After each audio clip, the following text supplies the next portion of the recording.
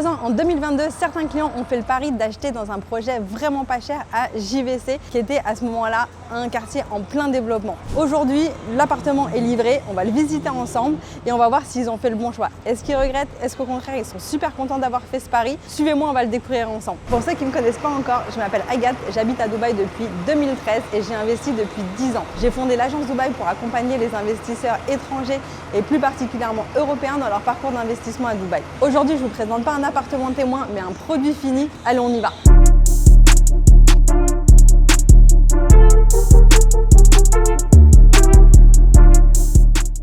Aujourd'hui, il y a une petite cérémonie parce que c'est vraiment la livraison là sur toute la semaine. Donc là, c'est la réception. Il y a des gâteaux, des boissons, etc. En temps normal, évidemment, il n'y aura pas ça. Mais ça sera vraiment l'espace de réception 24 heures sur 24. Ici, vous avez un lobby qui fait très, je trouve, hôtel. Ça donne vraiment une impression d'hôtel. Donc là, c'est vraiment l'espace où on peut attendre, on peut se poser un petit peu dans le lobby. Et juste derrière, là, il y a les 3 ascenseurs. Le développeur ici, c'est Imtiaz. Imtiaz, c'est un développeur qui est assez récent sur Dubaï. On n'en a pas l'impression parce qu'on les voit partout. Ils lancent énormément de projets. La dernière fois que j'ai checké, ils avaient 24 projets en cours de commercialisation. Donc, ils sont vraiment très, très gros. Ils vont très fort en marketing. Donc, on a l'impression qu'ils sont sur le marché depuis des années. Mais en réalité, ce projet-là, c'est seulement leur 3e projet. Ils ont livré déjà un premier projet qui était sur Al Fourjan et qui n'est pas vraiment représentatif de ce qu'ils peuvent faire parce que c'était vraiment pas très haut de gamme, mais voilà, c'était, on va dire, un brouillon. Westwood One, qui est juste à côté, il y a déjà des locations, etc. Et aujourd'hui, on est à Westwood Grande 2. Et on va vous montrer à quoi ressemble un vrai appartement. On va voir un studio, un one bedroom et toutes les amenities qui sont présentes dans ce building. À l'époque, Imtiaz vendait déjà de la qualité, mais tout en proposant des prix vraiment très, très, très abordables. Et il y a beaucoup de personnes qui se demandaient s'ils allaient réussir leur pari parce qu'en fait, ce qu'ils promettaient versus le prix de l'appartement, c'était vraiment pas très réaliste. Aujourd'hui, je vous montre vraiment ce qui a été délivré et je pense que vous allez être très surpris.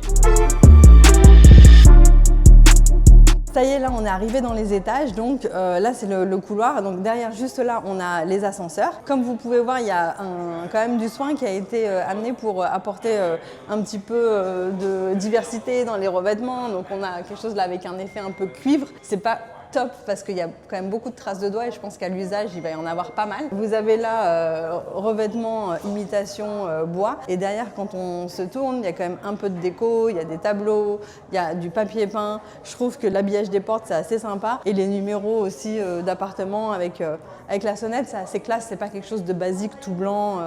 Les couloirs aussi sont assez larges et ça donne un effet haut de gamme. Pour l'instant je trouve que c'est pas mal, le contrat est rempli. On va commencer par visiter le studio, je vous emmène avec moi. Donc quand on rentre, assez classique, on a la cuisine qui est tout de suite à l'entrée. Ce qu'il faut comprendre, c'est que chez Imtiaz, tout est livré tel quel. C'est-à-dire que, bon, cuisine, il n'y a rien de particulier, sauf que tout ce qui est électroménager, c'est du Bosch, donc c'est plutôt une bonne marque. Donc on rentre avec l'empreinte digitale, c'est du Philips. Pour ce qui est des interrupteurs, etc., c'est du Legrand partout.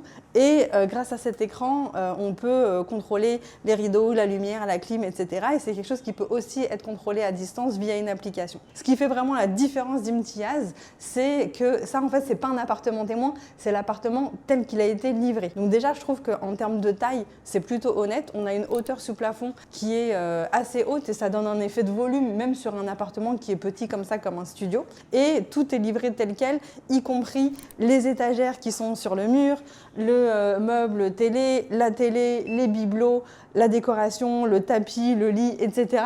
Et même les meubles d'extérieur sur le balcon. Je vous laisse regarder aussi la taille du balcon. Ça, en France, on appellerait ça une terrasse.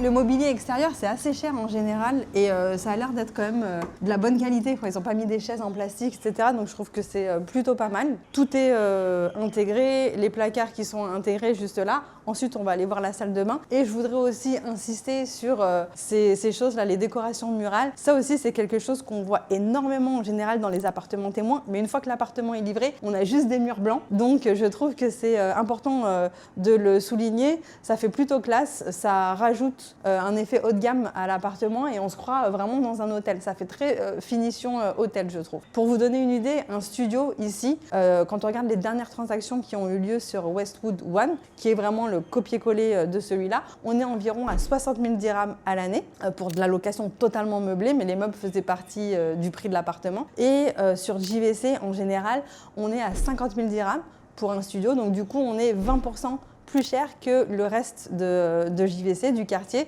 Donc c'est plutôt un pari réussi puisqu'au final, on est dans le haut du panier. Et c'est un peu ce que je dis tout le temps sur JVC, c'est que malgré le fait qu'il y ait beaucoup de livraisons, ce qui va sortir son épingle du jeu, c'est vraiment les nouvelles livraisons, les nouveaux projets qui ont été livrés. Et c'est sur ça que la demande se reporte forcément. Et c'est pour ça qu'on peut louer quand on achète sur plan et qu'on a du coup quelque chose de neuf. Comparé au reste du quartier, en général, on est vraiment dans la fourchette haute en termes de location. Maintenant, on va aller voir la salle de bain. Pareil, c'est quelque chose d'assez classique en termes d'agencement. Voilà, un lavabo, des toilettes et une douche italienne. C'est des toilettes suspendues. Ça, pareil, c'est plus classe. C'est ce qui se fait aujourd'hui pour le ménage aussi. C'est plus pratique, du coup, c'est plus hygiénique. Et au niveau des finitions, je trouve que c'est plutôt pas mal.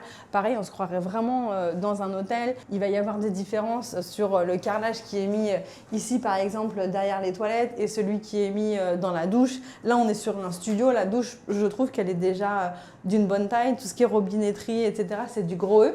Donc c'est une marque qui est pareil très haut de gamme. Le lavabo c'est Villeroy et Boch. Voilà, ils n'ont pas lésiné sur la qualité des matériaux et c'est ça qui justifie après un prix à la location qui est assez élevé. Comme d'habitude, on ne va pas vous montrer quelque chose juste pour que ce soit joli et vous faire rêver sans vous parler chiffres. Donc juste pour vous donner une idée, lorsque ces appartements ont été vendus en 2022, c'est-à-dire il y a 3 ans, le prix de vente c'était environ de 550 000 dirhams. Donc aujourd'hui j'ai dit que ça se louait environ 60 000, donc on va être à 10% à peu près quand on enlève les service charges et qu'on ajoute les frais d'acquisition, donc c'est plutôt un bon rendement. Et pour vous donner une idée, en termes de capital appreciation, en termes de plus-value, on est environ à 20% de plus-value, puisque c'est aujourd'hui des choses qui se vendent aux alentours de 750 000 dirhams. Avant d'aller voir le 2 pièces, je vous amène voir les amenities, et je pense que là aussi vous allez être un peu surpris.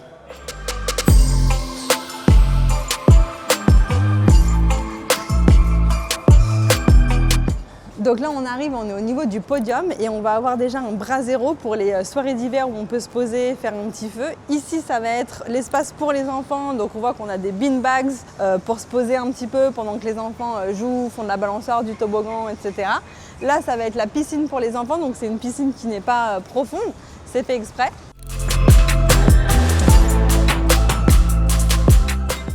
Suivez-moi, là on va aller voir l'espace barbecue et c'est la première fois honnêtement que je vois un espace barbecue comme celui-ci. Je trouve que le style c'est super moderne, c'est épuré, avec les oliviers ça donne un petit air méditerranéen type Grèce, Ibiza.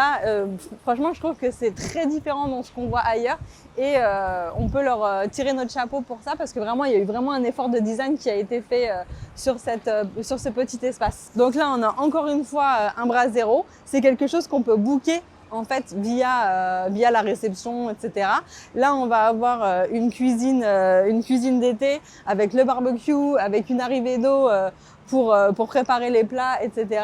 Et là, on va avoir la table avec un banc derrière et on peut venir avec ses chaises.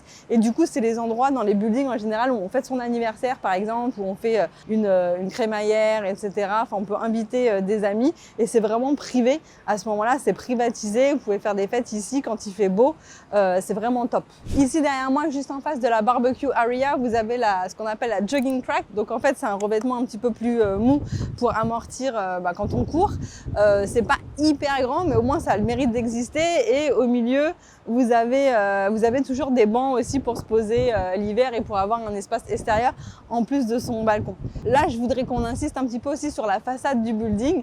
Très sympa aussi, c'est quelque chose, c'est pas un bloc carré. On a vraiment des arrondis, on a les petites lumières, les LED en dessous pour rajouter un petit peu un effet sympa la nuit les balcons qui sont vitrés, etc. Je trouve que le style du building est hyper fidèle à la brochure et ce qui avait été promis. Et donc du coup, je pense que c'est plutôt un point très positif aussi. Je rappelle que le prix de départ pour ce building, c'était 550 000 dirhams. Ça équivaut à 140 000 € pour un studio comme celui qu'on a vu tout à l'heure. Je trouve que pour le prix, quand on voit le niveau de finition et d'équipement qui est proposé, c'est quand même assez impressionnant. On en profite, je crois que le one bedroom est vide, donc suivez-moi, on va visiter. Donc là, on a l'entrée, je vais faire l'agent immobilier de base, l'entrée.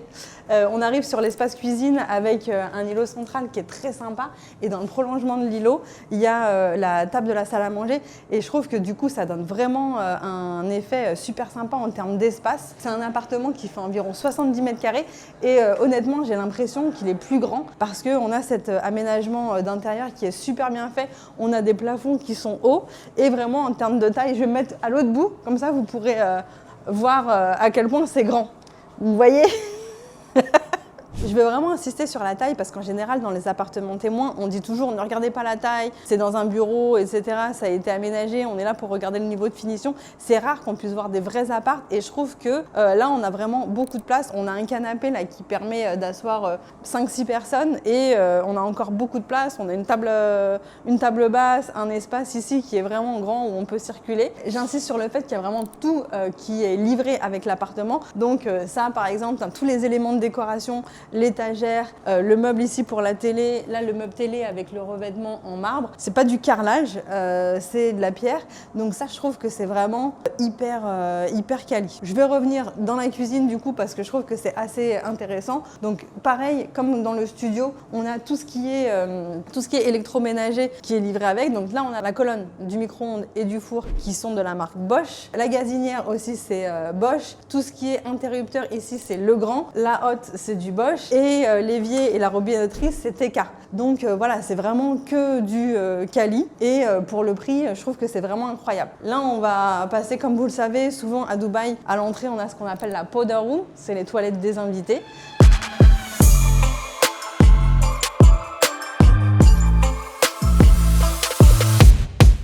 Ici, on a un petit espace de stockage. Donc ça, ce n'est pas la salle pour la machine à laver, c'est vraiment quelque chose en plus pour stocker des choses, pour faire du rangement.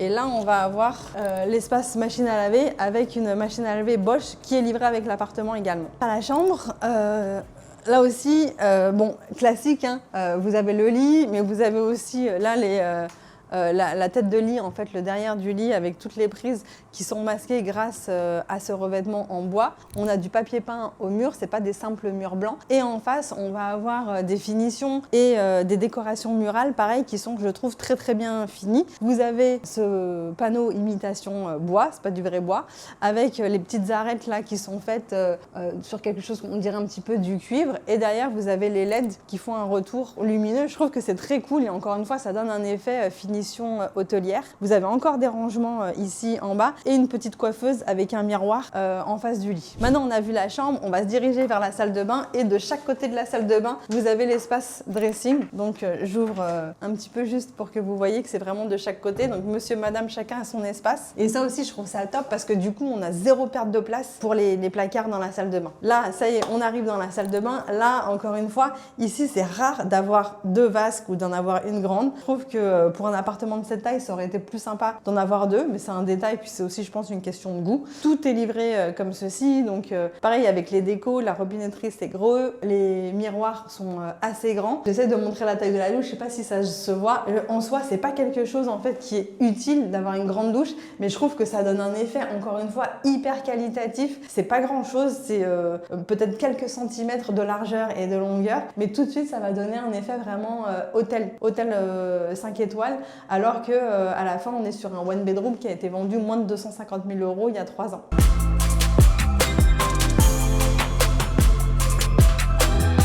Là, on est sur un appartement qui est en rez-de-jardin. Du coup, on a un espace extérieur qui est honnêtement assez grand. Il est accessible de la chambre et aussi du salon. Et du coup, c'est plutôt pas mal. Il y en a qui aiment bien les rez-de-jardin, il y en a qui détestent parce que du coup, il y a du monde qui passe devant. Ça, c'est vraiment une question de goût. Mais je trouve que du coup, on a quand même un gros avantage parce qu'on a un espace extérieur dont on peut profiter une grosse partie de l'année. Maintenant que vous avez pu découvrir l'appartement one bedroom et vous rendre compte des finitions, comme d'habitude, on va parler chiffres. Pour vous donner une idée, ce type d'appartement one bed en moyenne était vendu lors du lancement environ 225 000 €. Aujourd'hui, les reventes qui ont été enregistrées sur les 3 derniers mois sont de 1 250 000 dirhams, ce qui fait environ 310 000 €. En termes de location, c'est des appartements qui se louent aux alentours de 105 000 dirhams, alors que la moyenne de JVC, c'est plutôt 70 000. Du coup, ici, c'est quelque chose qu'on va pouvoir louer 50% plus cher que le reste du quartier grâce à la qualité, le finishing, les meubles,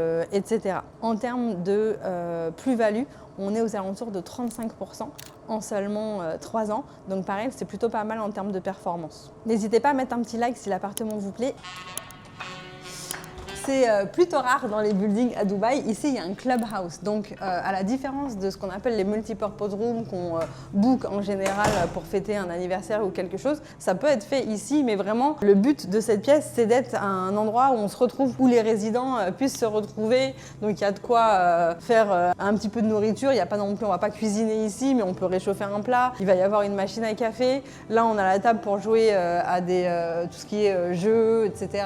Et ici, on va avoir la télé et un espace de coworking ici dans le coin. Donc c'est vraiment top parce que le but ici, c'est d'essayer de créer en fait de la convivialité parmi les résidents. On est tous un peu isolés quand on habite à Dubaï, on est expatriés en général. C'est vrai que de pouvoir créer une espèce de communauté au sein de son building avec les voisins, je trouve que c'est plutôt cool et cette pièce, elle est faite pour ça et c'est plutôt sympa. Je trouve que c'est cosy, on s'y sent bien et ça encourage à la rencontre et à la connexion entre résidents. Autre chose qui n'est pas à négliger aussi, on bosse de plus en plus de la maison depuis le Covid. Il y a ici à Dubaï beaucoup de bureaux qui font 1 jour ou 2 jours par semaine où on peut bosser de la maison. C'est pas toujours facile de travailler de la maison parce qu'on a des enfants ou parce que tout simplement on n'aime pas, on n'a pas envie de rester enfermé toute la journée et plutôt que de sortir et d'aller dépenser de l'argent pour aller se poser dans un café ou un resto où de toute façon au bout d'un moment on va nous faire comprendre qu'on dérange, on peut se poser ici et à côté de nous on peut avoir un autre voisin qui bosse et ça permet d'échanger, de connecter un petit peu. Il y a beaucoup de gens aussi qui sont entrepreneurs, donc qui n'ont pas de bureau et qui doivent bosser de la maison. Et histoire de changer un petit peu, je trouve que c'est cool de pouvoir avoir un espace comme ça et ça donne l'occasion de rencontrer ses voisins encore une fois et pourquoi pas connecter et pouvoir faire du business. Là, on a vu le clubhouse et du coup, on va voir la piscine. La piscine ici, elle est en rooftop, donc elle est au dernier étage et du coup, vous allez voir, c'est plutôt sympa. On a une super belle vue sur toute la communauté.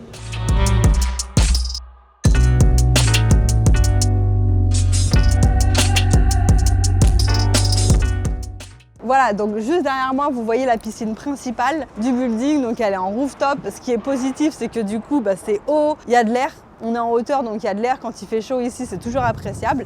Par contre, petite réserve que j'ai. Alors, positif et négatif. On voit que les transats, c'est hyper quali. On n'est pas sur des transats en plastique blanc qu'on peut voir parfois dans certaines résidences, y compris dans du Emmar. On est sur des choses très quali, encore une fois, sur les transats. Par contre, c'est hyper léger. On voit qu'on a environ 10 transats. Donc, pour un building de cette taille, je trouve que c'est un peu léger. On n'a pas aussi de parasol ni rien pour faire de l'ombre. Donc je ne sais pas si c'est parce qu'on est en mode en cours de livraison encore et que du coup ils vont rajouter des choses, mais si c'est que ça, c'est un peu léger.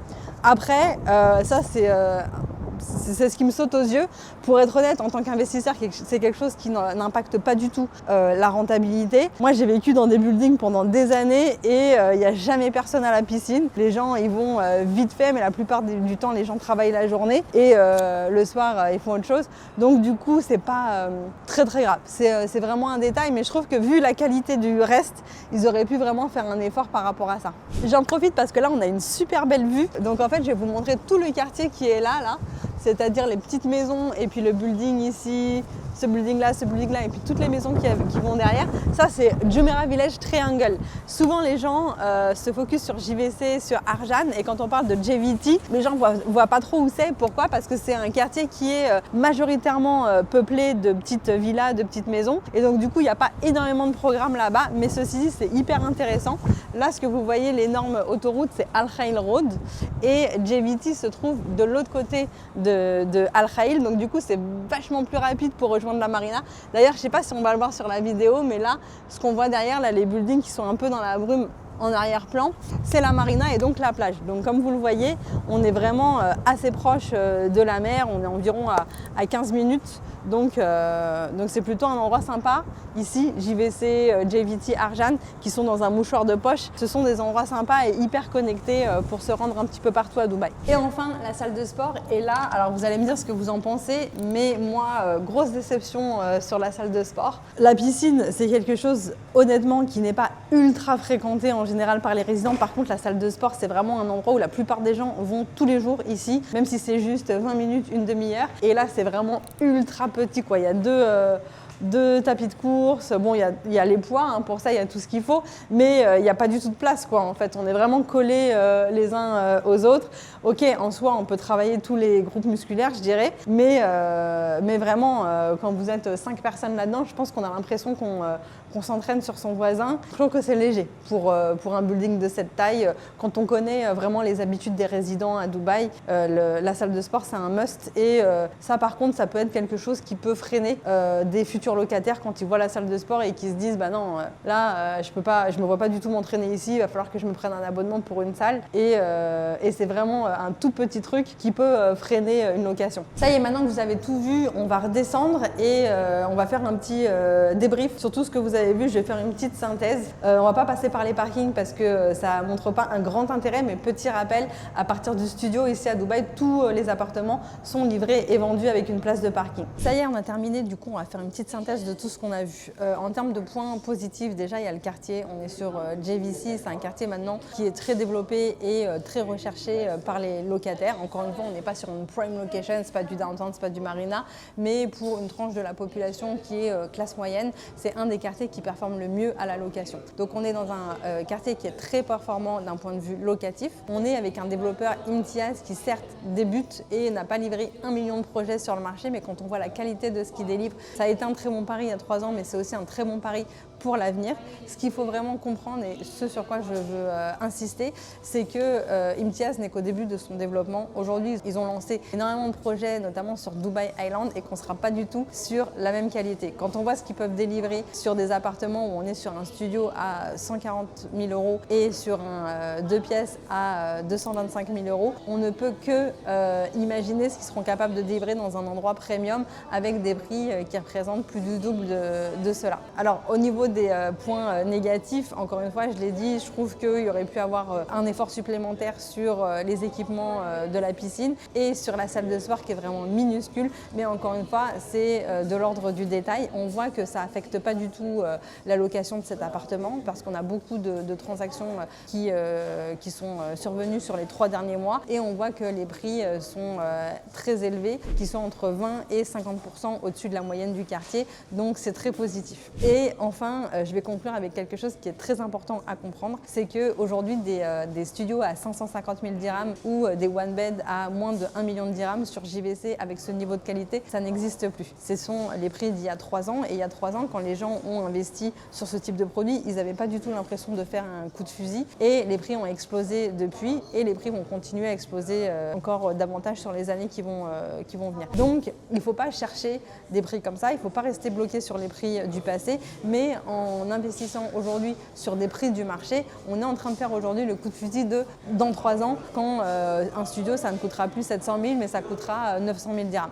Donc vraiment, si je fais ce type de vidéo et que je donne les prix d'achat, c'est vraiment pas pour dégoûter les gens et qu'ils se disent ah ouais mais ça veut dire que c'est trop tard, etc. Non, ça veut pas dire que c'est trop tard. Ça veut dire que premièrement, il n'est jamais trop tard. Dans l'immobilier, on dit toujours le meilleur moment pour investir c'était il y a 10 ans, et le deuxième meilleur moment c'est aujourd'hui, et c'est vraiment ça ça qu'il faut comprendre avec ce type de produit, c'est qu'il faut monter dans le train à un moment donné et récolter les fruits au moment de la livraison dans 2 ans ou 3 ans. En tout cas, comme d'habitude, j'espère que cette vidéo vous a plu et que vous avez appris des choses. Si vous avez envie d'aller plus loin et pourquoi pas vous lancer dans l'investissement immobilier à Dubaï, n'hésitez pas à nous contacter, que ce soit moi ou un membre de mon équipe. On sera ravis de vous accompagner dans votre projet. Et en attendant, je vous dis à bientôt dans une prochaine vidéo.